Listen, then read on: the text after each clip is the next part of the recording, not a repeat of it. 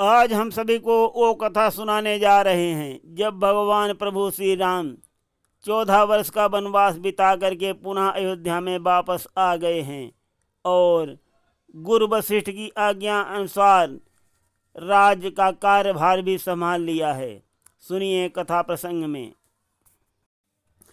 अवध स्वर्ग सा बन गया पाकर राजा राम, आज तलक विख्यात है राम राज्य का नाम। समझी थी प्रभु ने प्रजा निज संतान समान, प्रभु का भी कर रही थी प्रजा पिता सम्मान। तो दोनों तरफ बराबर चल रहा था। भगवान प्रभु श्री राम जो है वो प्रजा को अपनी संतान के समान पालते थे और प्रजा जो है वो भगवान प्रभु श्री राम को अपने पिता के समान समझती थी। राम राज्य में जैसा राजा वैसी ही प्रजा थी। उसी प्रकार से जैसे राजा ध्यान रखता था प्रजा का, उसी प्रकार से प्रजा भी अपना तन मन राजा के ऊपर बलिहार करती थी। 4 वर्ण होते हैं, चारों वर्ण उसमें अपना अपना धर्म निभाते थे। कोई भी दुख नहीं था। दैहिक दैविक भौतिक तापा, राम राज नहीं का होई व्यापा। किसी को किसी प्रकार का कोई दुख नहीं था। आपस में बहुत भाईचारा प्रेम भाव था। सब नर करहीं परस्पर प्रीति, चलई स्वधर्म निरत सुतनीति। अल्प मृत्यु नहीं कवन हूँ पीरा, सब सुंदर सब निरुत शरीरा। सभी सुंदर थे और सभी निरोग थे। नहीं दरिद्र को दुखी न दीना, नहीं को अबुदन लक्षण हीना। न कोई दुखी था न कोई दरिद्र था और न कोई लक्षणहीन था। सभी गुणवान थे भगवान प्रभु श्री राम के राज्य में। सद्गुण संपन्न ब्रह्मचारी कुरुकुल से शिक्षा लेते थे। कर्तव्य समझ अपना ग्रह को उन्नति अति देते थे। चारों वर्ण और आश्रम अपना कर्तव्य पालते थे। राजा ज्ञान गुरु के वचनों को श्रद्धा के साथ मानते थे। ब्राह्मण धर्मोपदेश देकर सबका कर्तव्य बताते थे। क्षत्रिय शासन की नीति समझ शासित का कष्ट मिटाते थे। वैश्यों पर था व्यापार भार, भंडार देश का भरने को। सेवक में था सेवादि भाव, उपकार देश का करने को। शासन था श्री राम का, था प्रधान ये मंत्र। अटल धर्म पर सत्य पर रहे प्रजा का तंत्र। नियमों में ऐसी पोलन थी जिससे दुख पाती रहे प्रजा। राजा अपना आनंद करे, रोती चिल्लाती रहे प्रजा। श्री राम राज्य में ऐसा नहीं था कभी कोई अकाल पड़ जाए और राजा कर लेता रहे। राजा आनंद करे और प्रजा रोती चिल्लाती रहे, ऐसा नहीं था। नौकर और मालिक में भेदभाव नहीं था। राजा लोग नाम मात्र के लिए होते थे। वो जैसे प्रजा रहती थी उसी प्रकार राजा रहते थे।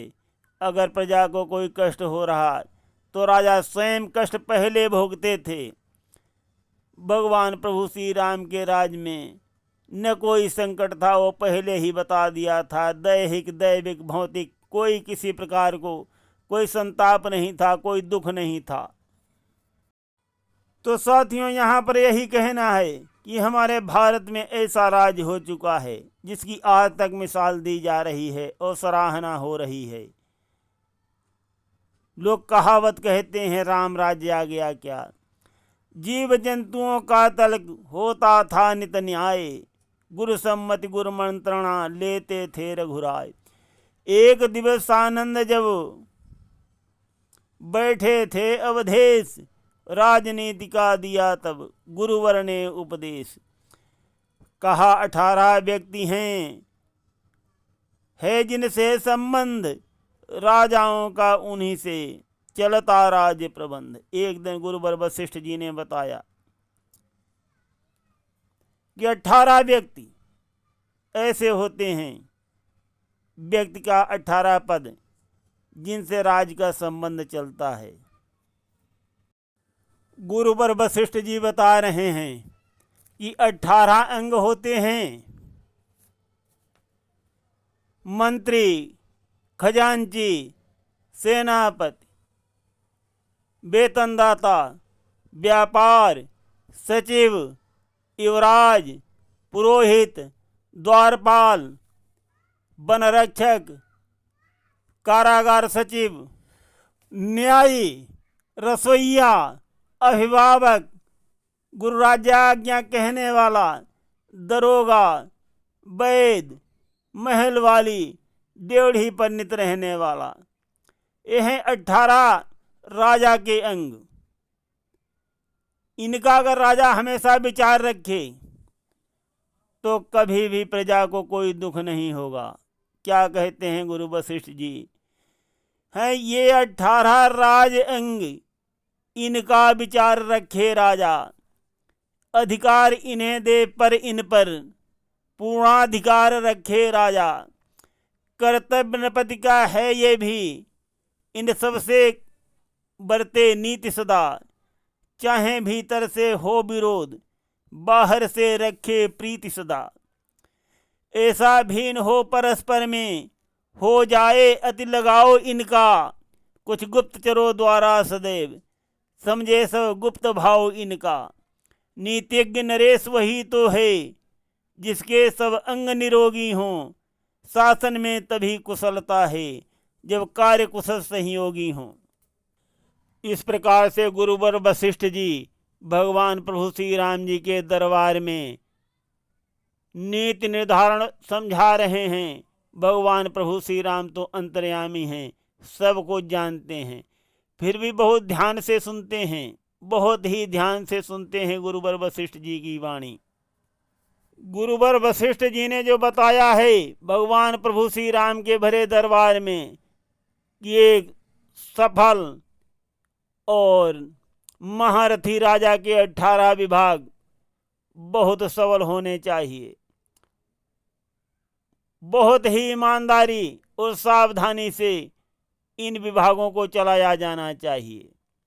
राजा को चाहिए इन विभागों में कार्यरत लोगों पर गुप्त नज़र रखनी चाहिए, उनसे दुश्मनी भी नहीं करनी चाहिए और प्रीति भी नहीं करनी चाहिए।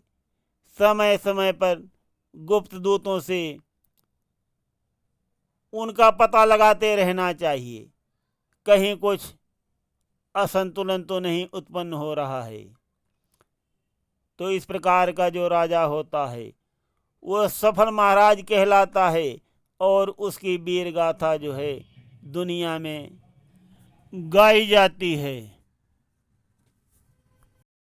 हम आज प्रसंग को यहीं पर विश्राम देते हैं। सुनते रहिए गिरीश आध्यात्मिक ड्रीम में अत्यंत कल्याणकारी और रोचक भगवान प्रभु श्री राम की कथाएं। धन्यवाद।